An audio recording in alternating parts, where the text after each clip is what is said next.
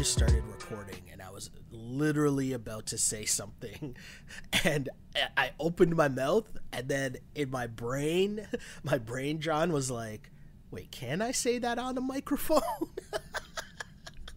Even though I know this isn't live and I know that obviously you would take out whatever I was about to say, still, because I hit record, I stopped myself from saying what I was about to say. Well, I don't know if you noticed this, but I cut out something that I said from last week's episode because I'm like, that could get me in trouble. Oh, I don't remember. You have to tell me when we're done. Yeah, I'll tell you. You know what? I'll tell you now. No, I gotta save it. See, I'm so torn on it. It's borderline. No. Just save it. In fact, I'm gonna put a note at the end of my notes that says, "Tell me what you took out last week." Okay. All right. Speaking of regretting things that people said, it's the seasonal messy fest known as the Challenge Reunion.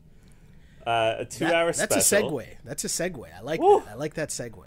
Ending on a high segue note. I have so many things to say about this reunion. But first of all, I should say that my name is John Chidley Hill. And I am Sheldon Alexander. And I'll say this much, John. We record this Thursday mornings. Yes. Wednesday night. Oh. Because it was like carefree and there's no real spoilers from a reunion show, right? So, not that I was like on the lookout or whatever, but when I noticed that the Challenge 34 in Canada was trending over impeachment, I was like, I'm going to guess this is a pretty all right finale or reunion show. So I was looking forward to it. In fairness, it's not an impeachment of our government leader. Still, though. No, I know that, but I was still stunned by it. I was like, wait, what happened on the Challenge reunion show? Right? Because at one point, I remember during the Raps game, I remember looking and I was like, and I see the votes like actually taking place during the game, right? So At one point I flipped over during the game and I'm looking at the trending topics. I'm like, okay, cool. And then it was maybe a couple hours later on in the night. So maybe like, it's as if people had watched enough of that and then went into their regular television viewing, right? You know what I'm saying? But Either way, I was like, oh, okay. That made me laugh. That is funny. I should say, this is You Killed It, the podcast about the challenge. Is it going to be one of those podcasts today? I think is that so. What's happening? I think I've got that peanut butter and jam high from my breakfast, as we were talking earlier. I'm on a vacation high, so I'm just giddy because I'm probably just going to like go back to sleep after we do this and feel very good about that decision. Thanks for rubbing that in, Sheldon. I just want to say, off the hop, one of the things I really appreciated about this reunion was that they had them come out like 2 or 3 at a time so that we could see their fits. Okay. And I thought we should start with that.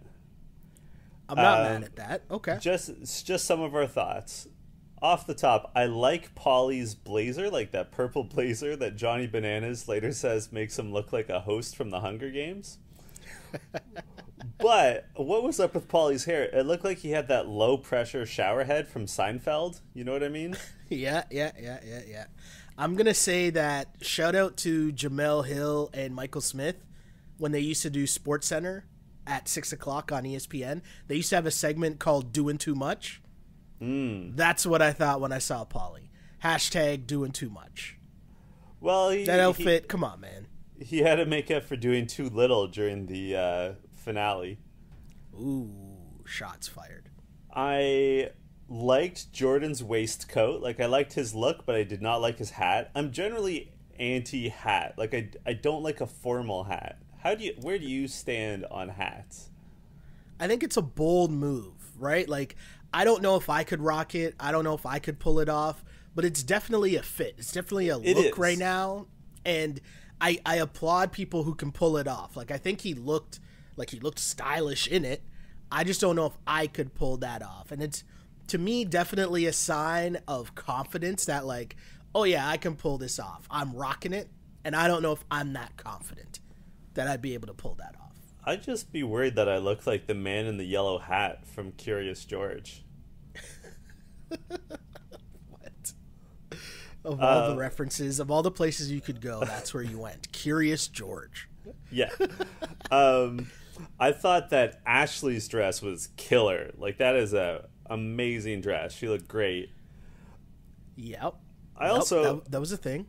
I have to talk about one last fit, and that's Nick Young, who's first off, the fact that we went this long without mentioning what the hell is Swaggy P doing hosting the reunion show? Like, I mean, wait, what? I think hosting is a pretty strong term. He looks like it looks like they called Justina Valentine in as a last minute replacement, and she's like, oh, but I'm babysitting Nick Young, and she had to bring him along. Like, he had nothing to say. I should say I am biased, so you're gonna laugh at this, Sheldon. But geez. I recorded the challenge on my PVR. And I went to watch it this morning, and my PVR only recorded the last hour. So I watched from, like, the start of hour 2, the start of the second hour to the end, and then I was able to find the first hour, and I watched that. Okay. So I watched this out of order. And so maybe I was, more aware of this. And it's funny because I had texted you, like, 2 days ago to be like, FYI, it's a 2-hour thing. And then I'm the one who fucked it up. But I have to tell you, just like being aware of that, Nick Young, I counted, he spoke twice in the last hour. It's funny you mentioned that, because I did make that note as well. Like, Nick Young hasn't said anything in a very long time. And even when Jordan, like, tossed him the layup, like, so what would Michael Jordan do on the court? He was like, I don't know. I was like, what? I noted that too. Justina asked him a direct question, and he just, like, shook his head no. And I bring up Nick Young now because his pants look like they're 2 inches too short, and he's wearing white socks, which is, like, this is a pet peeve of mine. I hate white socks. Unless they're like gym socks and you're working out, like, I hate the white socks with, like, dark pants look. And, like, in this instance, it really called attention to the fact that he was like Millhouse with, like, the flood pants. It is also very odd that we're spending so much time discussing Nick Young's look when he was beside Justina. And I'm just saying, like, and she had breasts. A look going. I mean, there was a lot going on, and yeah, there's a lot going on. I was going to say something, and I'm like, can I say that? I'll say it. No, I won't say it. But there's a lot going on, and Justina is an interesting character. She definitely has her own style. That hair, that long-ass hair, was a look, for sure. Yeah, she looks good. She's iced out. Yep. She's iced out, had the bling going. I thought it was funny that, generally speaking, and I find this has been the trend since they've started introducing, like, British competitors, that the Americans are always way better dressed than the Brits. Well, yeah, you can tell the Brits don't really care. They're kind of just there for the... I was surprised there wasn't as much bear. Yeah. Overall. Well, yeah. I liked that Rogan came out with the Team UK flag. Like, I thought that was nice. Although, like, he and Joss and Rogan, you know, like, they look like they were just, like, going out for dinner at, like, a fast food joint. Like, they were, and, like, same with Theo. Although I liked that Theo had on a USA shirt. Like, I thought that was funny. It's a good touch. That was a good touch. How many people did you forget about? Like, when they said so Nicole, many. I was actually like, wait, who's Nicole again? Like, I forgot what she looked like. And the first Nicole that I thought of was Nicole, the firefighter, Laurel. Yeah. Do you know that? Yeah. Like, that's who I thought of. And I was like, wait, she wasn't on this season. I was actually confused. I forgot that Zahida was on this season and Faith was on this season. Yeah, I totally forgot about that until you just mentioned it. I totally forgot about that. I do have an important question, Sheldon. Okay. How long do I have to wait before I can call Theo Slick Rick? No, I think there's enough time that has passed, and I think more importantly, he seems to be in good spirits about it. Yeah. He seems to be okay about it. So I think that's okay. And there's worse people to be called than Slick Rick. Yeah. In the world, like just in general. Do you know what I'm saying? In all sincerity, Theo does look like a young Slick Rick. Like, they have the same, like, bone structure. Like if they were to, like, do a Straight Outta Compton style movie about, like, early East Coast rap, if Theo could do a good American accent, then I would cast Theo. He's probably too tall to be Slick Rick, but, like, it's there. Like, he's got the hair. He's obviously got the eye patch now. It works. Full disclosure when you were like, he really looks like Slick Rick now. They have the same, I thought you were going to say eye patch. And you're like, bone structure? I totally thought you were going to say eye patch. No, I mean, like, yes, they have the same eye patch. I know. I'm just saying that's what I thought you were going to say. I'm just saying that there's more to it than that. Like, if I were an eye patch, I don't think I would look like Slick Rick. For at least one reason. I think we should test that theory. I think you should take a picture and you should put it on the gram and let the people decide. Sure. I will say, I used to wear an eye patch because I have a lazy eye. So when I was a kid, I used to wear an eye patch. Like, I used to rock one in, like, kindergarten. What is happening right now? What is that? Were you popping bottles and also, like, hit yourself in the eye with the cork? Yeah, popping milk bottles. In kindergarten? Like, what is happening right now? Oh, man. I learn something about you every single time we do this podcast, John. You never cease to amaze me. I'm just saying that. Thanks, Sheldon. I'm trying to be more open with my past and my feelings. So I'm glad that my therapy is paying off. You and Josh. Oh, my God. I can't wait to talk about Josh. So the other thing I was going to say, though, as the people were walking in, I still can't believe, I wrote this down, I still can't believe Rogan won. Oh. Like, he is forever a champion. Rogan is like Jeremy Lin, just NBA champion. Every time you say their name now, doesn't matter, right? Chris Boucher, NBA champion. Rogan, challenge champion. And what's crazy is because the prize money has gone, like, up and up and up, he is one of the higher, like, all-time money winners by virtue of the fact that, like, $250,000 is, like, 5 times what you would have won a decade ago. Oh, yeah. No, it's true. It's very true. So where do we start here? We start with Cara. Oh, jeez.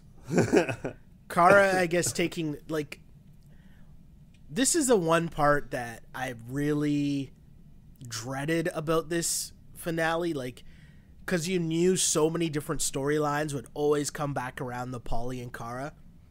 Yes. And despite the fact that they weren't even as annoying this season as they've been on prior seasons, which is, I know, might not be saying much, Cara still found a way to be super annoying, even in the reunion. Like, even with time to see how much of a jerk you've come off as during the season, you would think you would come into the reunion and try to, like, make up for it.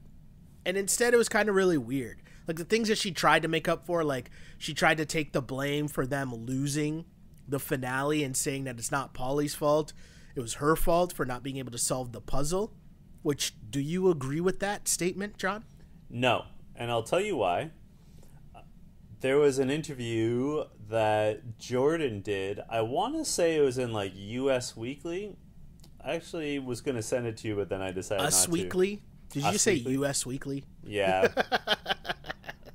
I am the TMZ one of the group, for sure, but I found that pretty funny.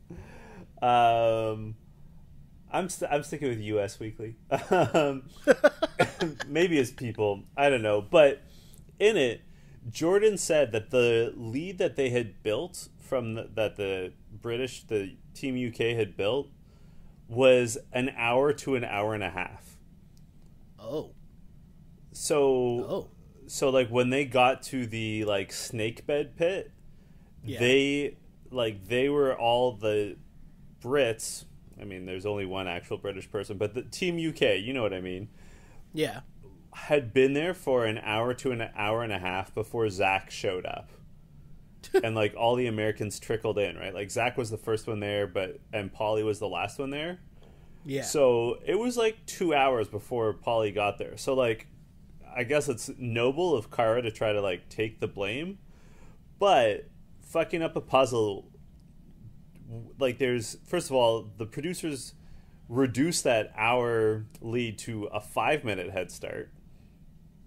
And, like, I guess Cara's right because it was reduced to a 5-minute head start. Like, the Americans could have caught them, but, like, Paulie put them an hour and a half in the hole.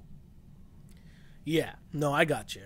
And also, like, the way that he went about it, that had to have an effect on the morale of the team, them kind of thinking, oh, this is over, we've already lost, right? Like, it just set the tone in a horrible, horrible way that even though at the end, Cara might be right, if she just solves the puzzle as she thought she could have, they might have won. I think there was kind of a defeatist mentality already within their team. Yeah, I agree. And at the same time, another person who I was not pleased to see at all was Johnny, who was talking mad shit about Paulie crashing hard. But I honestly think Johnny should shut his mouth. Like, he wasn't there. He doesn't know. Like, in all seriousness, Johnny is in the reunion. Obviously, he likes to be the center of attention. He likes, and like, I'll give him this. He's witty. Like, he has funny things to say. Yep. He had good one-liners. He did have good one-liners. I liked his joke about Paulie looking like one of the hosts from the Hunger Games. Like, he is funny, but he's trying so hard to make a season that was definitively not about him. Correct. No, right? that's fair. Like, he was that's on, fair. 3 episodes, and we have him weighing in on things that he was not around for weeks. Like, he was long gone by the time they ran the finale. So, you know what? I agree with you, John, but the one thing I will say is that as the champ, as the, like, face of the franchise, as, like, the most winningest player, it does give him a little more leeway than other people. So if this was, like, someone else doing that, I'd probably be right there with you and, like, dissing them, like, yo, shut up, why are you even talking? But the reality of this reality show is that they've made him the face of the franchise, right? Like, it's not like they put him in the back row, right? Because he was barely on this season. He still has a front row seat right beside the host, right? So he's still the franchise in that sense. He's still the familiar face that at the end of the day, a lot of people are still going to be like, oh yeah, hey, there's Johnny, I'm going to watch this. So then we moved on to Paulie. Well, it's sort of like people taking runs at each other online. And it starts with Paulie calling out Johnny and Jenny for disappearing into the bathroom. And Johnny was visibly pissed at this because he is dating Morgan now. And Johnny says that, like, there's only so many bathrooms in the house on the challenge. And that, like, people have to use the washroom at the same time all the time. And I have to say, like, what was your impression of Johnny and Jenny's defense? It was interesting because you're right. Like, he did look very angry when this was being brought up. And when it cut to Jenny, it was kind of the same, right? That she was just kind of like, this is kind of ridiculous. But their explanation makes sense, right? Like, their explanation makes sense. Like, you're in a house with a bunch of people And just because they were in the bathroom for 10 minutes and then they cuddled afterwards, I would almost feel like the bathroom is the lesser of the two evils if I'm talking about why I would think they were cheating, right? And like she was in a relationship as well too, right? But like being in the bathroom is like very, like it's kind of ridiculous. And also they were given the opportunity for anyone else on the stage, like if they agreed with Paulie or had any, you know, thoughts that they agreed with Paulie in any way, and no one else co-signed it. And to me, that seems like something that would be very easy to co-sign if other people thought it happened. Yeah. Right? Like Johnny's not friends with every single person that's there. No. Jenny is not friends with every single person that's there. So they have no reason to kind of like, you know, stick up for it. And on top of it, everyone seemed to agree when Jenny said, I'm just flirty with everybody. And I think that made Paulie think as if something was going on with Johnny. And he also doesn't like Johnny, so he's looking for something. But she's like, I flirted with everybody in the house. It's just my personality. And they all seemed to agree. Everyone laughed. And that was that. Like, that seemed like the more likely scenario. I agree. I didn't have with how pissed they both looked. And just like what they said made sense. Kaylee sort of defended because she was like, I was in the washroom too when like Jenny was first in there. Like I believe Johnny and Jenny. And also Jenny strikes me as an exceptionally honest person. Like she seems like a straight shooter, so I can't imagine that she would get into that sort of shenanigans. I would also say that Johnny, if he did like get up to something, like he would not be able to hide his smile. You know what I mean? Like you can tell when Johnny thinks he's getting away with something. Yeah, I also just think that Johnny at this stage, he's been on enough challenge shows to know how to get away with certain things. Yeah. So if he was going to do that, Paulie would not be the one that would be in on it or have an inkling of it. Do you know what I mean? Yeah. I don't know. This translates naturally to Nani talking about her issues with Cara, but Cara and Nani are both so explosive that it like falls apart and just turns into shouting. It comes out. Yes, it does. That Nani. Oh no, it doesn't happen yet. But like Nani starts to go after Cara, and Cara gets defensive when Nani says that she being Cara attacks Nani personally all the time. And I have to point out that Cara gets pissy and defensive about that, but also in this same television program attacks Nani personally later in the episode, later in the reunion, when she says that Nani has been sliding into Paulie's DMs and like FaceTiming him when she's drunk. Like, like, you saw that too, right? Like, the hypocrisy in what Cara is saying? I mean, it's just weird. I don't understand, really, the beef that those two have with each other. I just find it super odd. And, you know, calling out Cara should have been its own separate challenge this season. And because there's so much. Like, it was easy money, let's say. And yeah. At the end of the day, like Nani has always been just the same, right? Like Nani has been the same person. Like she's pretty open about her business whenever she's doing something right or wrong or questionable or whatever. It's not like she's someone who runs and hides from the truth, right? So like, I don't know. She's pretty open about not liking Cara.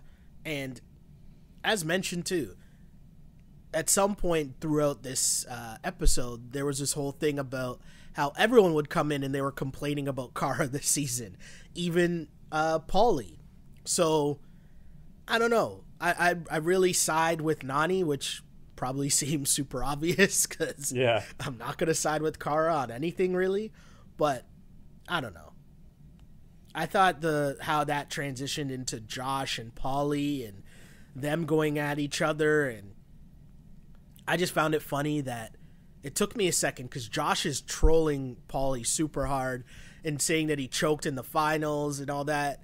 And for a split second, I forgot. I was like, oh, yeah, Josh won Big Brother. Yeah. Which, the prize money on Big Brother is, like, legit. I don't remember if it's $1 million, but it's a lot. I think it could be $1 million. Let me look that up. But either way, it was funny as they were going back and forth at each other, and Paulie's like, you suck, you did this, you did that, and then Josh is like, the calculated move by Josh was, he didn't say that he won Big Brother. He said Paulie lost at Big Brother 2. Yeah. Right? Which automatically brings up Big Brother and leads you to, oh yeah, Josh won Big Brother. I thought that was a very smart chirp by Josh. I think you know so what I'm too. saying? I think so too. I thought it was funny that obviously, like, the easy dig on Josh is that he cries all the time and that he's very emotional. And yeah. So Paulie's throwing that in Josh's face, and he's like, I'm not going to cry. I'm not crying. And then, and like, basically the next segment, they have Wes Skype in. Mm-hmm. And, I mean, obviously, we're Team Wes on this show, but Wes says that they talk about Wes's early exit. I thought he was very funny and charming. He was, for me, probably the highlight of the reunion. And Wes says, like, hey, people of the internet, like, don't be so hard on Laurel and Josh. There's absolutely no hard feelings for them getting rid of me. It is what it is. It's the game. On behalf of the internet, I want to apologize to both of them. Like, it was really unfair, the things that have been said. It is just a game. And then Josh starts crying. Yeah. Which, I mean, I did think it was quite Wes. It was quite nice of Wes to say that. But it's also funny, like, how easy it is to make Josh cry. Yeah. Like, there are happy tears. No, for sure. And, like, for Josh, I looked it up, and you get $500,000 for winning Big Brother. That's pretty right? good. So, yeah. I mean, that's more than the people that just won the challenge got, right? So, it's funny in the sense that, again, the way that Josh brought up the chirp of Paulie was funny to me, but I think, too, it's kind of like, even for me, because I always bring up, I have no idea how Josh won Big Brother. He definitely should not have won Big Brother.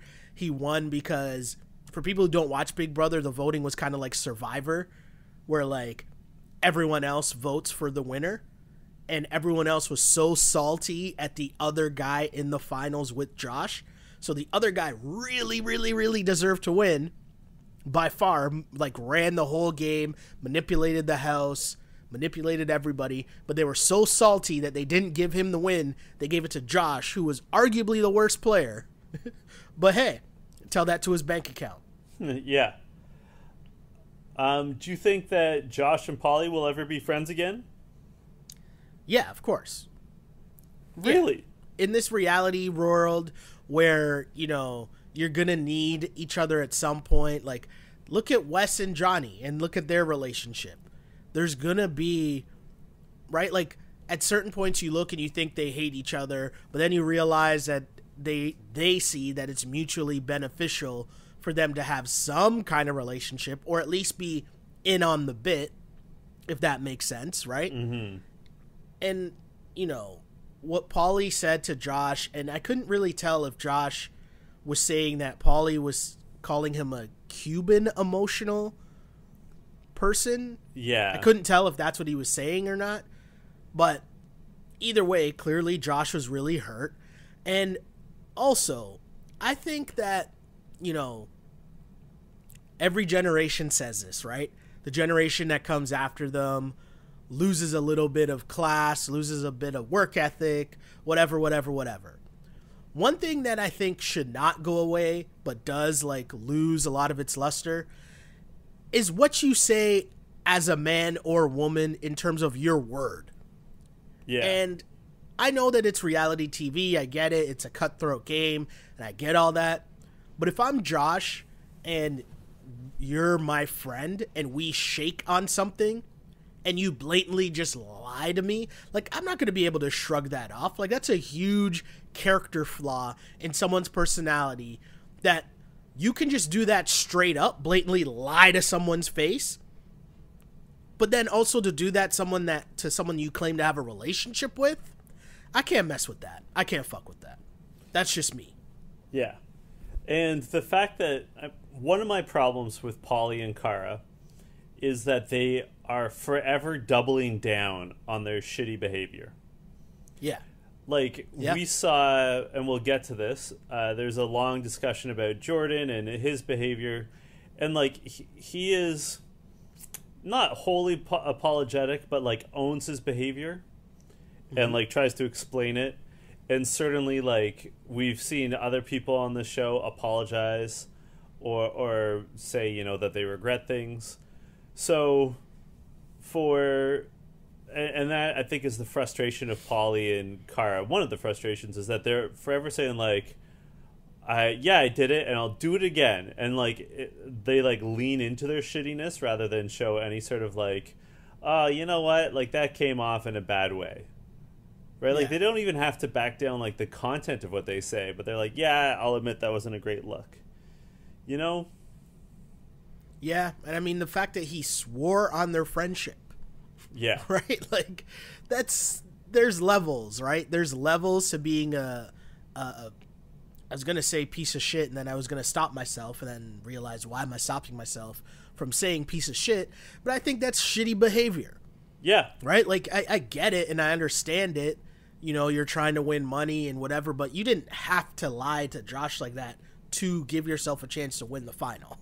No. Do you know what I mean? Like, you didn't have to do that. And again, like, okay, so he like explains why he had to lie.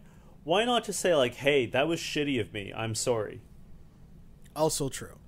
Like, once it's done and, like, the show's over, why not just say, like, yeah, that was shitty, I understand why you're upset, I'd be upset too.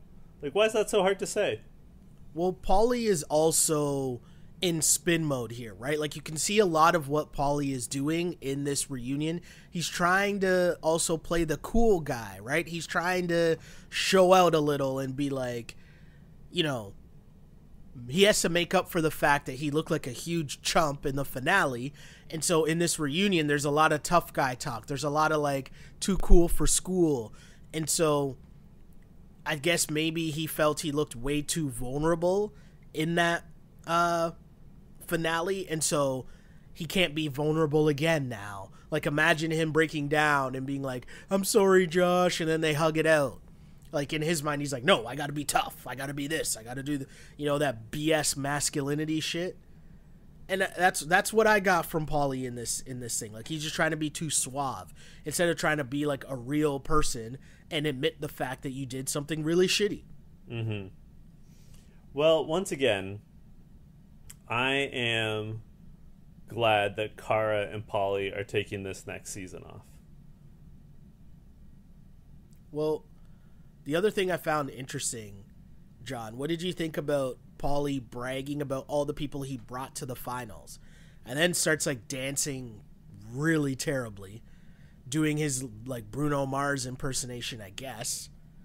But did he, like, is that something to really be taking so much credit in? Like, he's not the first person to have an alliance that rolls through the house. Like, I feel like that happens every single season. Is that really something to brag about? I don't think so. And again, as you and I have been saying all season on You Killed It, they had 9 people. I counted. They had more than 9 people in their alliance. 9 people were not going to win the final. Right? Like, you can't... They weren't going to split that prize 9 ways. But it's also funny because, you know, someone... Like, while they're trying to justify the work that Paulie did, someone jumped in and they're like, but wait, look how good the alliance was. 4 people won and 3 of them were in the alliance. And I'm like, that's true-ish. But let's be serious, okay? Rogan might have been in the alliance, but that's really only because Wes got taken out early, and then Rogan and Josh jumped to the Paulie alliance. Cool. CT wasn't really in their alliance. He used the numbers when it became beneficial to him, right? Yeah. And then D was just a number. Well, I think significantly that, yes, Rogan and D were in that alliance, but the only reason they won is because Jordan and Tori flipped, and then CT at the last minute made a decision against the alliance. And basically against Rogan and D's will, dragged them out of the alliance. Exactly.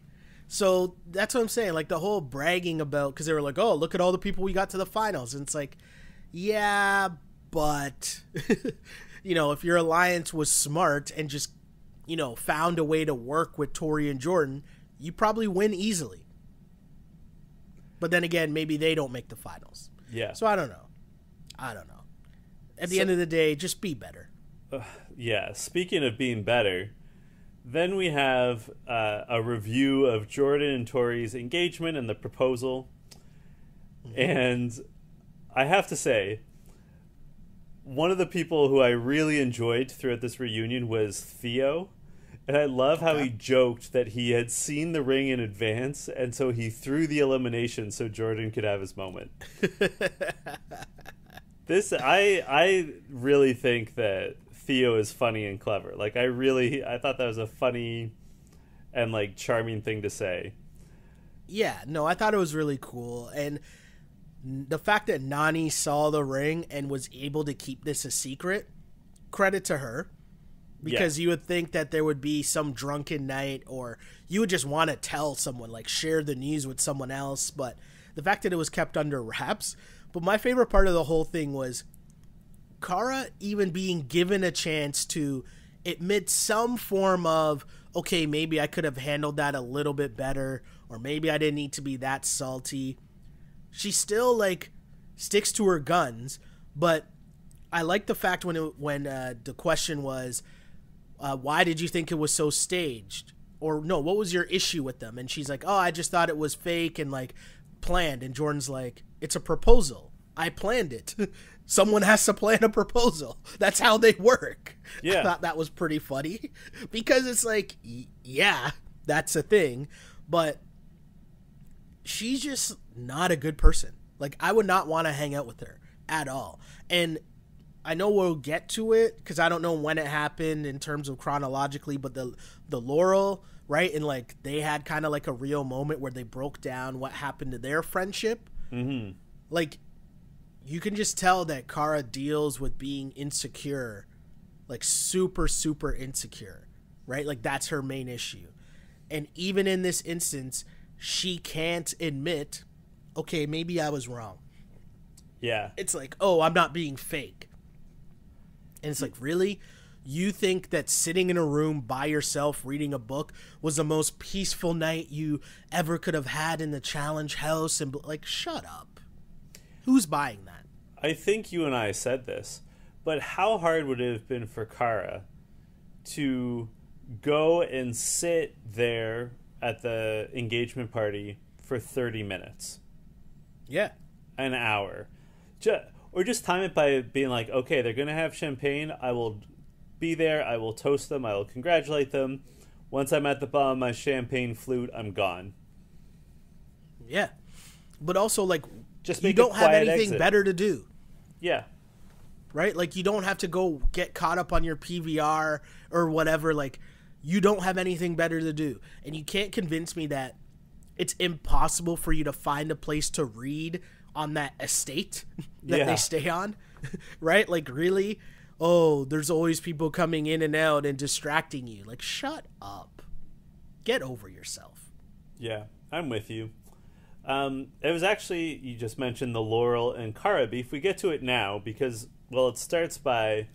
Oh, sorry. We're skipping a really big part. Okay. And by really big part, I mean, like, the only Nick Young part of the whole episode. Because Cara's like calling it staged, and she said that it was her happiest night ever because you don't get quiet nights alone. And then it cuts to Nick Young, and he gave like his famous meme face. The like, what are you talking about? I know a lot of people might not be social media peeps, but you've probably seen the meme before of Nick Young, and it has like all the Y's or question marks surrounding him, and he kind of has a look on his face like, what? I thought that was kind of funny. Yeah. I don't think he was, like, I think that's a real expression that Nick makes. Yeah. No. Like, that comes from an actual thing they were filming. Like, like, the actual original video, it's from, like, let's say, like, a behind-the-scenes shoot. Mm-hmm. You know what I mean? And he was, like, talking to someone, and he made that face, like, what? And then it just stuck and became a meme. But, like, so it's an actual, like, genuine reaction. And, like, I think this was, again, a genuine reaction on his part. Like, I think this is... I see what you're saying. Like, I don't think he was, like, being like, oh, this is my thing now. I mean, I think that's actually how he reacts to things. Well, we also... I mean, I made that face while listening to Cara. Like, what are you talking about right now? Like, that is stupid. And then Paulie's last line, where he, I guess, felt bad for Cara, so he wanted to take some of the heat. And he says, from one cheater to another, congratulations. I guess. Yeah. Which, I mean... First, I didn't think that was funny. No. But...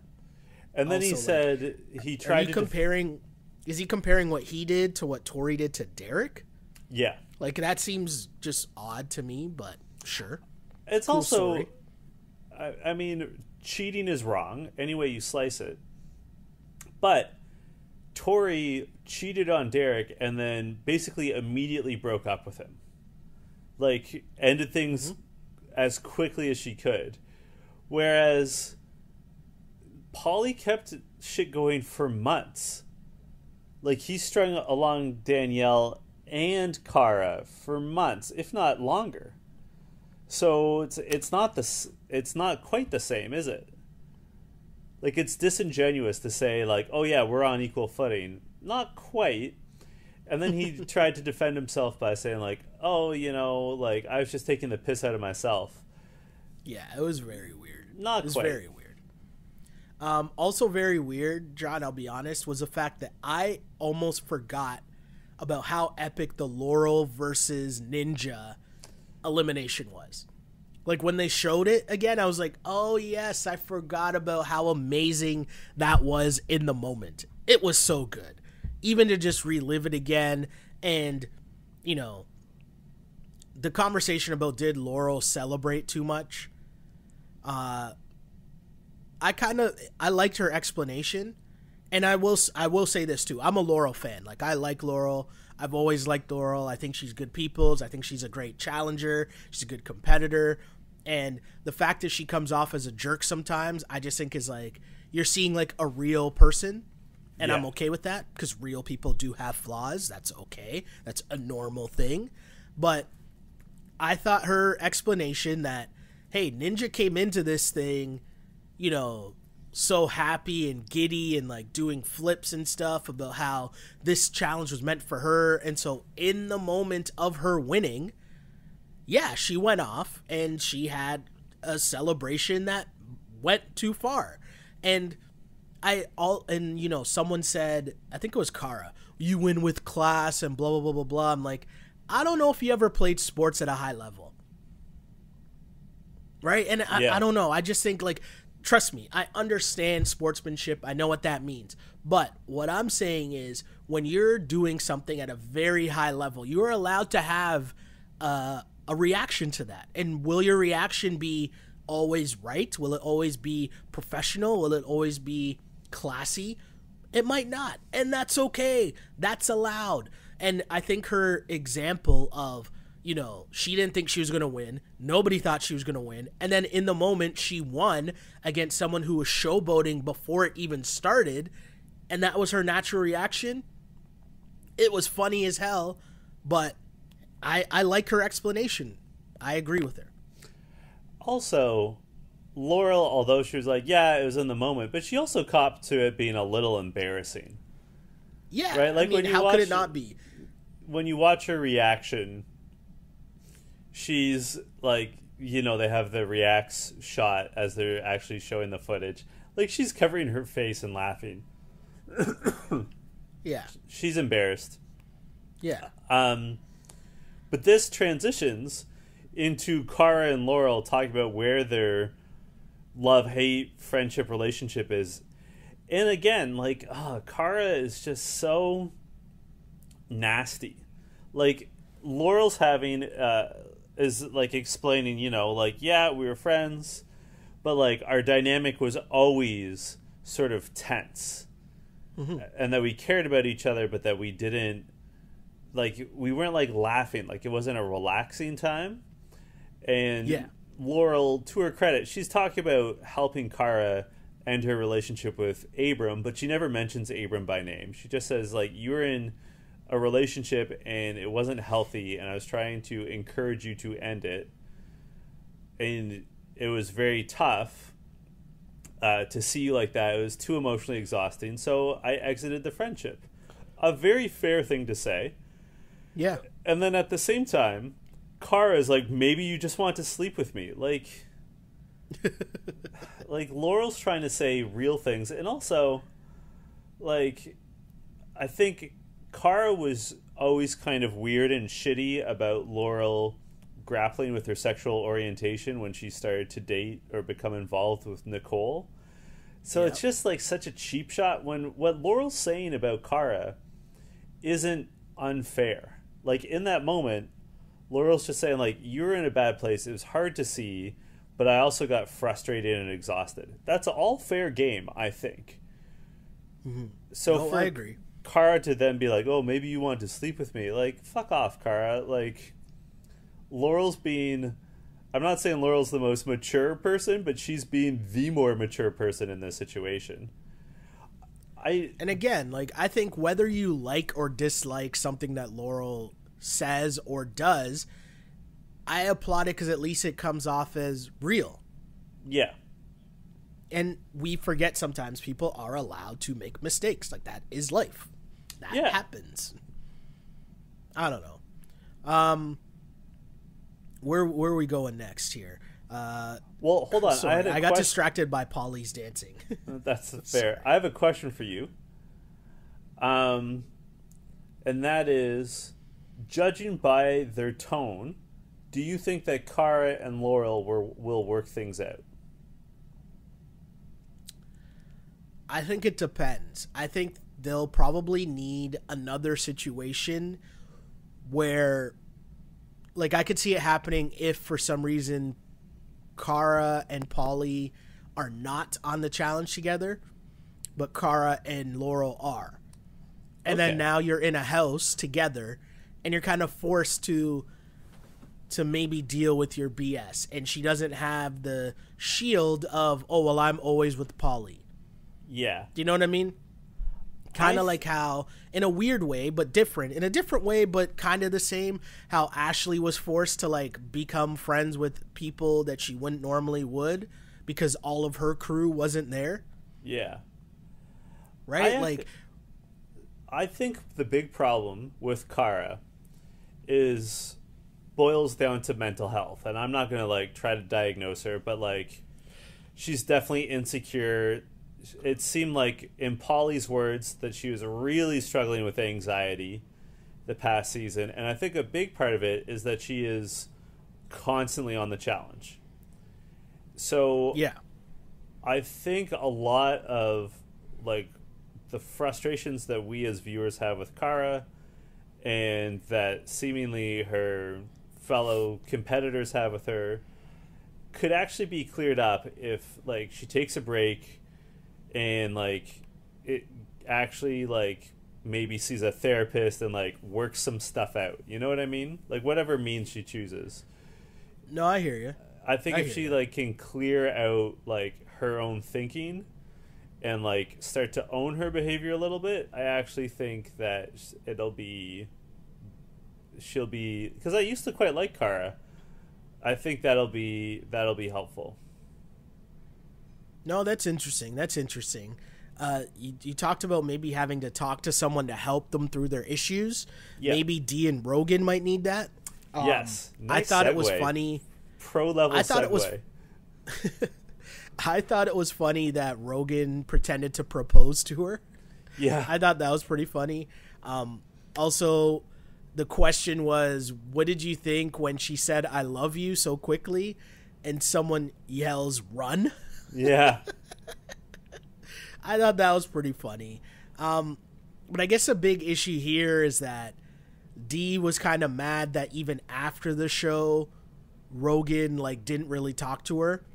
And, you know, then they play this video, the deleted scene of Rogan saying how he was bored and Paulie telling her to keep banging her for the numbers. There's a lot going on here. But my takeaway was you can really tell that Dee, despite what she says, she is really, really into him. Right? Yeah. Because I think about the fact that, you know, if I just won the challenge, right? Or sorry, let me start over. If I got lied to by some girl, but then I ended up winning $250,000, would I rewind that and be like, you know what? I'd rather be in a relationship with this person than win the $250,000. Mm-hmm. Do you know what I'm like? I just found it super weird. And again, I'm saying not like a relationship that's the love of your life that you're getting married, right? But it's literally Rogan. It's someone that doesn't really care about you. So that's how I could kind of tell that she was way too into him, because she won the money. And you would think that, I know myself, the way that I look at things in life, I try to have a mentality of, even when something bad happens, there's a positive. There's always a silver lining. And in this instance, the silver lining is $250,000. Yeah. Right? So why does she still have feelings about Rogan being a douche to her? Like, I don't understand. Yeah. Well, and she'd been warned. Georgia warned her. True. I want to give a shout out to Nani. Why can't I pronounce anything today? Nani, who explained that Rogan had slid into her DMs before the show and that they both liked each other. But then the first night, Nani saw that Dee and Rogan hooked up, so Nani kept her distance. I think that's quite classy of Nani. Again, that's what I was talking about, right? Like earlier, Nani is always very straight up. She's been on the show for a long time. She's been involved in a lot of different awkward situations before on the show, and that comes with experience. And so she knew this is just setting up to be a storyline on the show that doesn't benefit me in any way, shape, or form, right? Yeah. And so if this was, you know, if this is about me hooking up with someone, I'm sure there might be someone else that I could possibly hook up with in the house if that's really what this is about. But other than that, like me trying to then pine after Rogan after he's been with Dee, like, whatever. And I applaud that. She's been in those drama or dramatic situations before. And whatever, right? Yeah. And then Dee says to Rogan, "I'll always have your back." Dee, who seemingly refuses to learn any lessons in life. Like, she said it during the actual show and then it repeated this during the reunion, that she's loyal to a fault. And, like, she's clearly heard that phrase before and is parroting it back, repeating it back, but doesn't understand that, like, that's not a good thing. Like, the emphasis is on the word fault, not on loyal. Like, she also needs to learn. Why? But, like, you've had every reason to have this person continuously tell you they do not want to be with you. Yeah. Right? And like, it's like you're a glutton for punishment. You know what? Here's where we get real, Sheldon. I'm going to do the classic, like, serious moment with the listeners for all you young bucks that are listening. The most important person that you should be loyal to is yourself. Right? And I'm not just talking about it in terms of, like, oh, trying to win the money or, like, you know, put yourself first. I just mean that Rogan has been disrespectful and hurtful to Dee repeatedly. Like, forget the game-wise. Just, like, talking about how he wants to ditch her for Nani. Talking about that she's the weakest link. Like, he has been hot and cold with her and shitty throughout, forget the money for a second. Dee's loyalty should lie with herself and be loyal to the fact that this guy doesn't treat you with the respect you want or the way you want. That's where your loyalty should lie. So I'm disappointed to see that Dee is not learning this lesson, but she's also like 12 years old. So hopefully she learns. Yeah, I was thinking about that because I was thinking like we've all had the guy or girl in our life, right? Where like, oh, I really like care about this person, and you obviously end up caring about them way more than they care about you, and you know, you got dissed by someone. Let's say that, right? You've been done wrong by a female or a male, right? Depending on guys, girls, both listeners to the podcast, whatever you're into, whatever you do, cool. My point is, even if I look back at the girl that did me greasy back in the day, right? I still know that at some point I was like, no, there's something I got from that. Yeah. Right? And then you're fine. You move on. I grew. I learned. Whatever.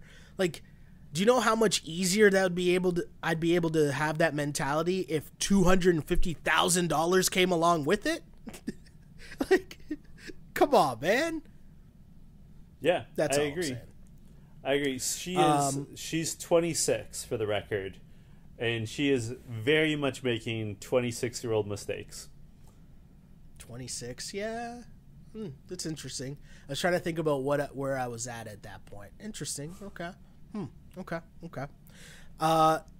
They do like a montages of a bunch of arguments, CT and Josh, which was kind of funny. I just love the revelation of CT making him an egg sandwich after and then they made up. Yeah. Paulie and Nani, Theo and Paulie. I thought it was funny that, you know, I forgot about the Theo and Paulie and like Paulie kissing him. I thought that was really funny, even to see it back. And also, my favorite thing is seeing people's reactions watching the quote-unquote fights going down. That's always super cool. I mean, the reactions throughout the reunion were great. I don't know if they're mugging for the camera. Like, I don't know if they're, like, putting it on. But some of the people's, like, their faces were so good. Like, covering themselves. Like, Dee was covering her face with a pillow when they're going over, like, the shit with her and Rogan. And during the, like, fights sort of recap, like, CT and Josh are laughing. Paulie and Theo are laughing. I like that. I'm going to assume as Justina asked Theo what he thought of Paulie's kissing, because Nick Young wasn't saying shit.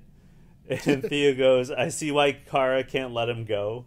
Like, there's just like... no, that was funny. Yeah, it's good stuff.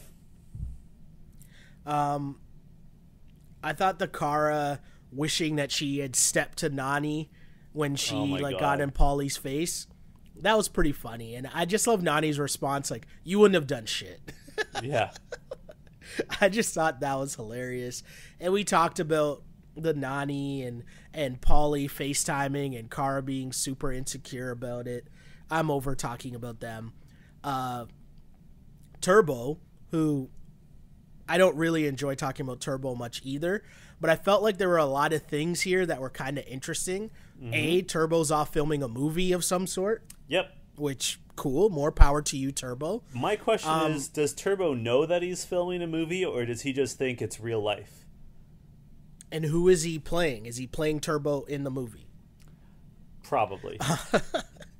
So Jordan explained the situation that led to their big blow up of when Turbo was doing spin kicks. Yeah. And knocking over the idols or whatever those things were. I can't even remember what they were called. But Jordan explains that they were supposed to be voting for who the tribunal were going to be. And Turbo was off distracted doing all that. And they were trying to have the vote. And they were about to just vote in easily someone on Paulie's alliance. And he was trying to like get everyone together so they could pay attention to what was going on. And that's really what started it. But Jordan does actually acknowledge like, oh, should I have gotten in his face like that? No, that was not a good look on my part, and that wasn't good. Like, he takes some of the blame for it. And then I just love how there are so many, not excuses, but explanations. Like, Josh was talking about how so many things get lost in translation with Turbo. Yeah. And there are a lot of points where he would, like, ask him or Paulie, like, just to make sure that he was understanding things correctly, like a lot of the time throughout, which I will say is something that my guy LT has brought up to me at work a bunch, as he is a Turbo supporter. LT. But I'll say this. I do love that Leroy eventually was just like, wait a second. Y'all are acting as if Turbo just didn't do some shit that was crazy as hell. Yeah. I thought that was just some funny, like, insight as the way that whole conversation was shaping out. But what did you gain? Did you gain a different perspective of Turbo or his behavior after seeing this scene in the reunion? No. I thought his video was trash too. Oh, it was trash. I mean, if that's what his movie's gonna look like, I hear what people are saying, that, you know, there's cultural differences and there are language barriers, but also when you are in a culture that's not your own, and in this case Turbo is in a predominantly like Western American British culture within the house, I mean, and like as soon as, I don't know, security guards are having to restrain you, maybe it's time to rethink what you're doing. You know what I mean? Like, I can't just fair. Like show up in Turkey and start doing whatever the fuck I want, or India or China, and be like, well, but this is my culture, so I'm going to do what I want. You know what I mean? No, totally. So, like, I do hear, like, I can understand the initial issues, like how, like, I understand the spark, but like the Jordan Turbo fight was over the span of what, like 6 hours? And it was a while. It was a while. Like, Turbo had the opportunity to like calm down, and as Leroy said, like, Turbo was crazy as hell. Like, everyone was talking during competitions, like, just don't touch Turbo, like, he can't handle it. So, like, I'm sure, yes, that language and culture played a role, but also Turbo is ultimately responsible for his own behavior. And yeah, he doesn't seem to be taking responsibility for that. No, that's fair. Totally fair. They talk a little bit about the Leroy and Cam situation, which I gotta say that I mentioned during the season, I wondered how genuine Cam's affection was towards Leroy. And I got to admit that maybe I was wrong. And maybe I was wrong because, in the sense, they seem to be okay with it. Like, Leroy seems to be okay with everything that happened. Right? Yeah. And so, even though they're not, like, getting married right now or anything like that, bottom line is, whatever did go down, they were both cool with it. And, you know, at the end of the day, Leroy got to the final, Cam got to the final. They seem to be good on the show. They said that they haven't hooked up since the show. But I do love Justina saying, oh, so you guys are definitely banging tonight. I thought that was funny. Yeah, because they said that they're good friends now. Mm-hmm. And then Justina was like, are you guys, like, could you be together? Like, is there a potential future here, like, romantically? And they both quickly and emphatically said yes. Yeah. And I gotta say, I was disappointed to find that they weren't, like, a couple now. Like, when they were first involved, whenever they first met a few seasons ago, mm-hmm. I really liked them as a couple. And then I was disappointed to see that it hadn't worked out, and how, like, nasty things got between them on, I guess it was War of the Worlds. And so, like, you know me, Sheldon, I'm just a fan of love. So I was hoping that they would be able to, like, turn the corner. I hate to say this, because I've been a long time, big time Cam supporter. You know this. Mm-hmm. But I kind of feel like I'm souring on her just a little bit. Okay. I will say, I found it weird, her and Cara's, like, budding friendship. Yeah. I found that kind of weird, but go on. Her possessiveness about Leroy in relation to Nani, okay, I think was disappointing. and like during the season, and although I believe that there's genuine affection between her and Leroy, I do feel like she played it to the hilt by moments. Like, Okay. I do feel like she manipulated him by moments, although it is based off of like genuine romantic connection. And then you mentioned that her like budding friendship with Cara. She sort of defended Cara by saying like, one thing about Cara, you know, if she doesn't like you, she's straight up about that. And like, I don't actually think that that's necessarily a virtue. Like, I agree that there's like, I don't know, there's a line to be drawn between like being honest with your feelings and like acting with integrity, and also being a dick. Yeah. And Cara's No, that's fair. a dick. And like, I think you can get across to someone that like you're not tight, you're not best friends, without being rude about it. No, I agree with that. I totally agree with that. So I don't know. I just feel like Cam's sort of, I guess, immature, hasn't fully developed emotionally. Like, she's a little too black and white for my taste. No, I don't know. There's I something think- that's I think- putting me off. No, I don't know. I think it's more so she's still, like, a lot of the other people that we've seen on the show, we kind of know who they are, or at least who they are on television. Do you know what I mean? Whereas Yeah. I think we're still trying to figure out who she is on TV, because when you come on a reality show like this, you're putting out who you think you should be putting out on TV, right? But then after a while, you see people settle into whoever that is that they want to be on TV. Yeah. Am I making sense here? Like, Yeah. Johnny Bananas knows who he wants to be on TV. Yeah. Laurel knows who she wants to be on TV. Same thing goes for Pauly even. And do you know what I'm saying? So it's not even like a positive or negative thing. It's just, are you confidently portraying who it is that you're trying to put out there?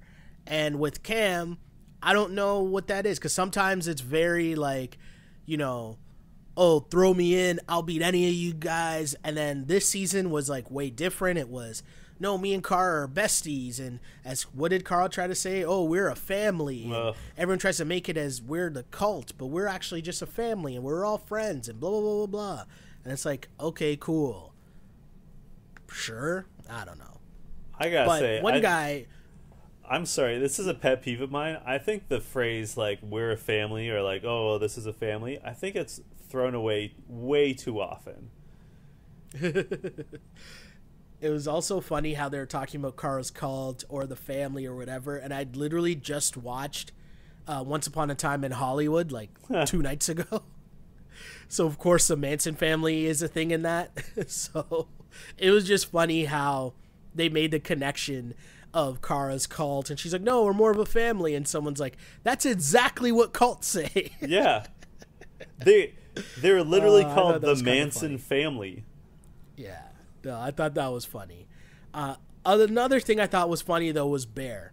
Yes. And I will say the UK contingent in terms of this entire finale was very quiet. Like, there were some people, like, I don't think Josh said a word the entire time. But I was also stunned when Nicole got asked a question. So, like, the whole UK side, it was odd for them in the reunion. But Bear was Bear, right? Like, there was a whole thing about Bear being a slag, which is still funny. But he says he has a girlfriend now, and, you know, kind of went through the whole him and Josh and Georgia and Kaylee. And I just thought that whole thing was funny, just because I like Bear is reality TV. Bear is funny. So I'm not mad at seeing Bear or Bear getting screen time. I thought that was hilarious. But I guess the thing to come out of that was, or the thing that stuck with me, was Georgia saying that her and Josh almost slept together, but Josh was too drunk. Yeah. And for some reason that didn't surprise me. And No. hey, I'm not saying that to like to just straight diss Josh, because I feel like that, like, we've all what's wrong with me? There's so many things I'm about to say shooting from the hip, and then I like stop myself. But I was gonna say, and I can say this, I feel like we've all had moments where we've talked ourselves out of pussy. Yeah. That's been a moment that's happened before in our lives, right? And I just thought that was hilarious to hear, you know, Georgia saying, "Oh no, like we kissed, we made out, we almost did, but Josh was too drunk." I just thought that was kind of funny. Yeah, this whole sort of love pentagon, I guess. So like it starts with Bear and his attraction to Laurel, Georgia, and Kaylee. Yes. And then like apparently Bear and Laurel got somewhere between second and third base. Sure. That's fair. But when Nicole spoke out on Bear's relationship with Georgia, I have in my notes all caps, they bothered having Nicole on the show. But then we get into how Georgia and Josh almost hooked up, but then Josh was always trying to kiss Kaylee. Like, how complicated is this? The challenge house. You know what it was? It was a reminder of a comment that Bear made earlier on where the Americans are all arguing about something and Bear's like, you know what? Like, I get it. You guys are all like, there's so much strategy and you guys are so angry. He's like, I just come here, have a couple drinks, hang out, and see what happens. Yeah. And I kind of like that mentality because we talk about this a lot. That's what the challenge used to be, right? The challenge was regular people, and I'm doing air quotes that you can't see on a podcast, obviously, but it was regular people doing daily competitions and someone winning.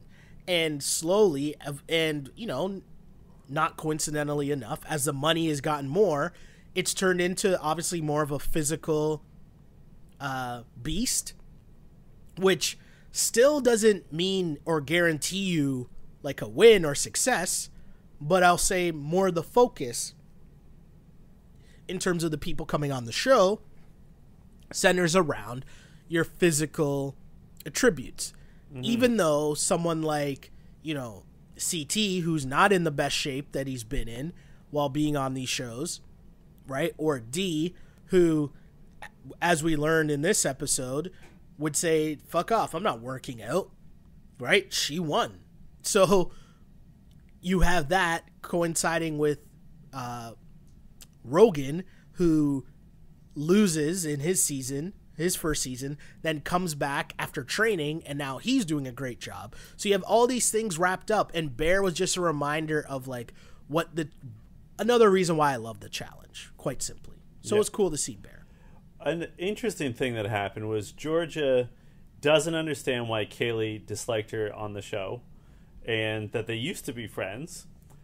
But she also gave Georgia gave Kaylee credit because Georgia was going through a hard time, like in real life, and Kaylee reached out to her to squash things. And when asked about why, Kaylee said, you know what? Like, sometimes it happens in this, like, crazy world of reality TV that people really struggle with, like, mental health and stuff, and I just didn't want to be a part of Georgia's struggles. So I thought, like, here's something I could settle. And, like... No, I thought that was really cool. And also, it sounds like it happened, like, privately, which I really like. Like, I you know me. I always say this all the time whenever we have to review these reunions. I never understand why these people just don't settle their shit one-on-one. So to hear that Kaylee reached out, seemingly one-on-one, and like, addressed it, credit to her. And I think Kaylee is one of the messier people on this show. But I respect her for doing that. For sure. And the one scene that I was kind of missing here, I mentioned Joss never said anything. I wanted to hear more from Joss and just like the other people on their team, even Kaylee. I wanted to hear them have to speak for how much they messed up this season. Yeah. Right? Yes. And like Joss didn't have to answer to that. And I wanted to hear him have to answer for the fact that he really messed up. Or I wanted to hear, Georgia and Kyle be like, you guys see now how much you screwed up and how D ended up being in the final, and Jordan, who wasn't even on our team, like if Jordan doesn't come on our team because you guys were just following Paulie, like you guys, we might have won. And the only thing Josh said, was it Josh that made this point? I think it was Josh. Yeah, there was the one thing he said in the whole episode. He said that the UK team started to do better because they ran a montage of the UK team consistently losing, right? And then he said, well, you know, it was tough for us at the beginning, but once we started losing players, you know, we trimmed a lot of the fat. We started performing a lot better towards the end compared to their team. And it's like, no. You're not going to blame this on Esther or what's my next dude's name? The boxer? Idris. Like, you're not going to blame all your L's on them. Like, that's not fair because it's not like the U.S. had all just great players. Like, that's not the case at all. Like, it just isn't, right? So I found that kind of a cop-out and him just deflecting from the fact that he fucked up. Yeah, it's... I mean, I do think this was a 2-hour reunion, but I'm sure that they filmed for at least 4 hours. And I think that that's partly why we haven't seen a lot of Nick Young. That is probably a bad interviewer. But maybe he was doing a lot of the asking questions of the UK stuff that hit the cutting room floor. Yeah, that's what I'm saying. And like, you could tell, I'm sure, like you specifically, Sheldon, I'm sure could tell that there was a lot of quick cuts. Like a lot. Yeah. Like there's a lot that we didn't see. I also totally. And this is me putting my journalist hat on. But I thought Justina did a great job, but there was not enough follow-up questions. And like, one of the things I was most looking forward to was going to be Joss and Rogan and Kaylee having to explain what the fuck they were doing in terms of strategy. And there was not one question that we saw about this. Yeah. Totally agree. There's not enough made about the fact that the UK team won. Like, even if you just ask the members of the UK team, like, your team won, but only one actual person from the UK was on that team, right? Like, those are the things that I wanted to hear. I wanted to hear more from Kyle even, right? Like, what his thoughts were, because he felt super blindsided. I wanted to hear from even Bear and Theo. Yeah. And it was just it was weird. But again, I think you're right, because I think we had Marie on one time, and Marie was telling us about just how long it takes to record those episodes. It's like hours and hours and hours that they're there for. So I could only imagine the things that ended up on the cutting room floor. But I think to end, you know, Jordan, I would say, is it fair to say Jordan was the MVP of the season? Yeah. He killed it this season. That's fair to say. Yeah. So it was kind of fitting to me that they ended this whole thing with kind of a referendum on if Jordan is a jerk or not. And I thought it was a really good discussion, because you saw both sides of it, where Ninja, and I'm not even saying that you came out with who was right and who was wrong at the end, but I think both sides got to say their point in an actual conversation, where Ninja was talking about how she thought Jordan was mean in the way that he went about things, and, you know, he could have handled it differently. And I think Jordan was saying, if I'm saying to work out and you don't want to work out, cool. Like, that's fine. I'm just telling you, I'm here to win. Like, this is a job to me. And so this is what we have to do to put ourselves in a better position to succeed. And I'm going to tell you about yourself.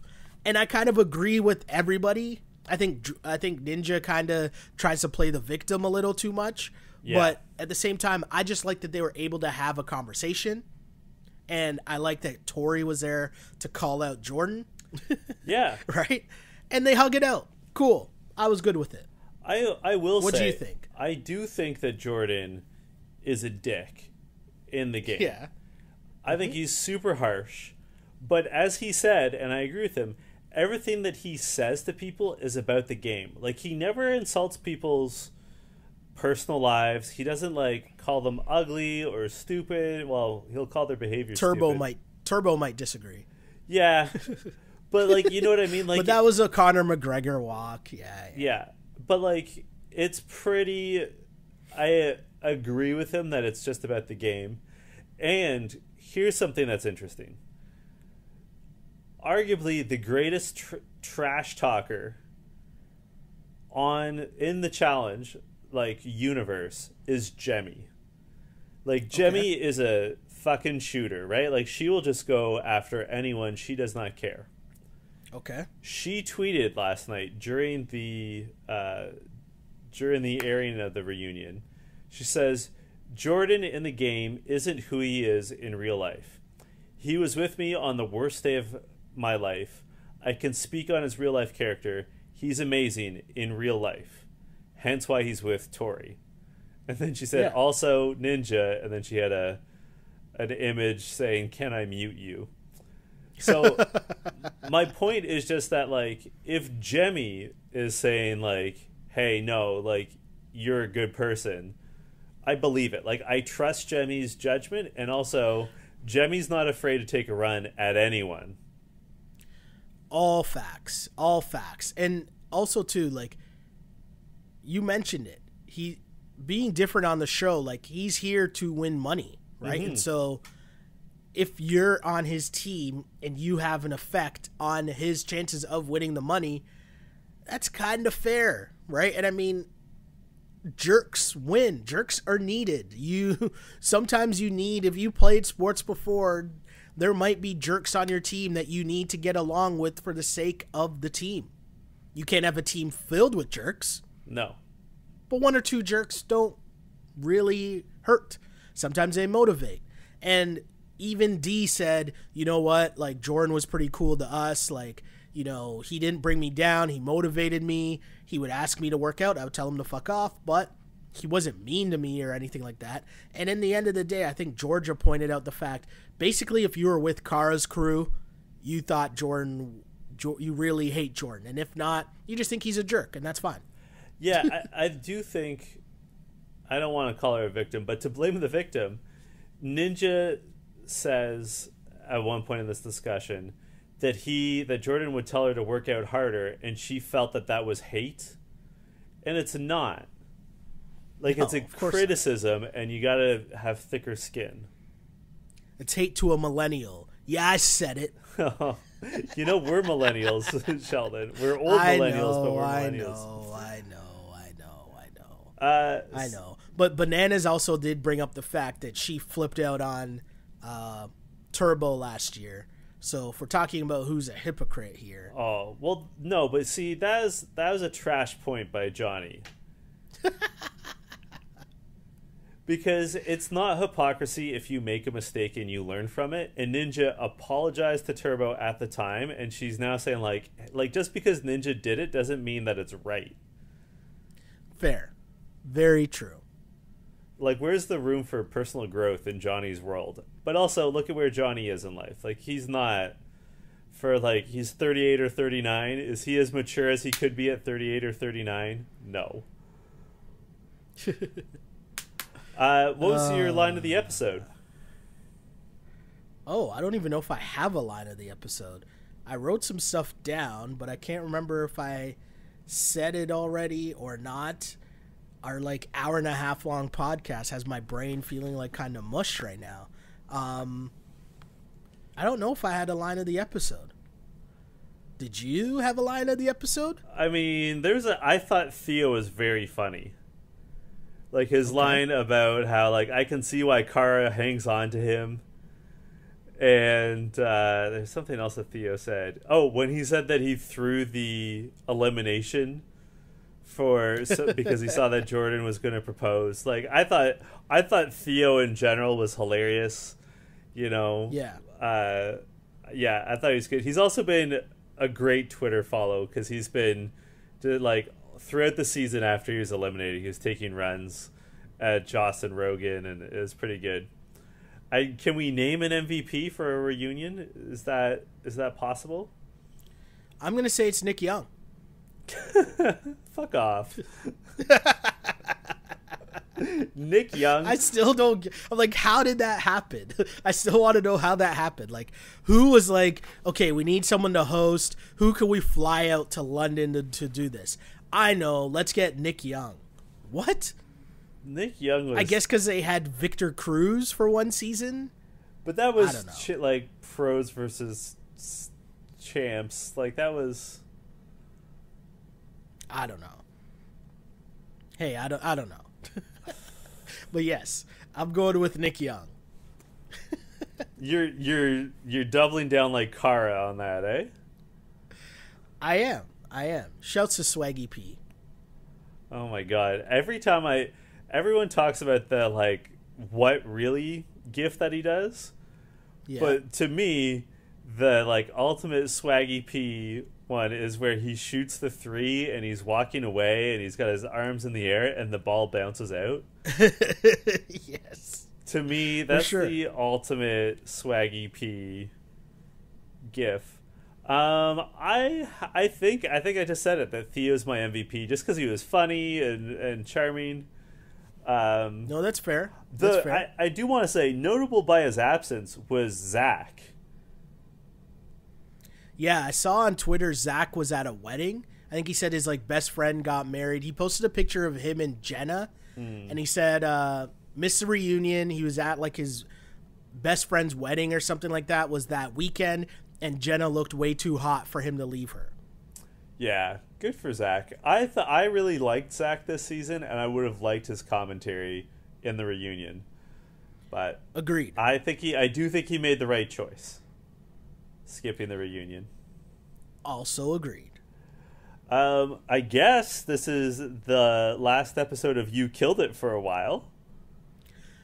Yeah, I mean, it was a great 2019. Yeah. Really enjoyed it. A lot of fun.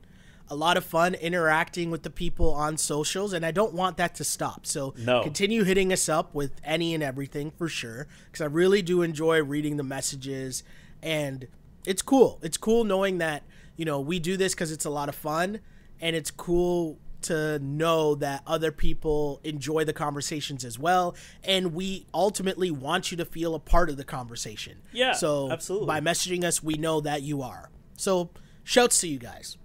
And I mean, you and I are both very active on Twitter, so follow us, and you know, you can chat with us about other things. As we've been recording this podcast, I tweeted wondering what wine best goes with Swiss Chalet, getting some responses on that. So hopefully I continue to get some responses. Sheldon, what wine do you think best goes with Swiss Chalet? Swiss Chalet gravy wine? I mean, I will straight up drink Swiss Chalet gravy, but like, I was looking for a little alcohol too to go with my quarter chicken dinner, with my festive special. That time of year. Do they have Swiss Chalet in the States? No, that's the best part. This is Swiss Chalet talk. Is our Canadian, our deep cut, our Stockwell Day shout out. I was like, wait a second. There's no way there's Swiss Chalet in the States. No, it's pure Canada. Okay. Where can the people find you on social media with all this social media talk? You can find me on Twitter at Shell Alexander and on Instagram at Sheldon Alexander. Like, follow, all that fun stuff. And shouts to the people for rocking with us on SoundCloud and iTunes and Google Play and YouTube and all those places. Really appreciate you guys, because, you know, to see the SoundCloud numbers, man, it's really cool. People rocking with us on YouTube's really cool. Yeah. Yeah. Shouts to the You Killed It Army. Yeah, okay, we could be an army. And you can find me on Twitter and Instagram at jchidleyhill. And until sometime in the future, this was You Killed It. See you in 2020. You killed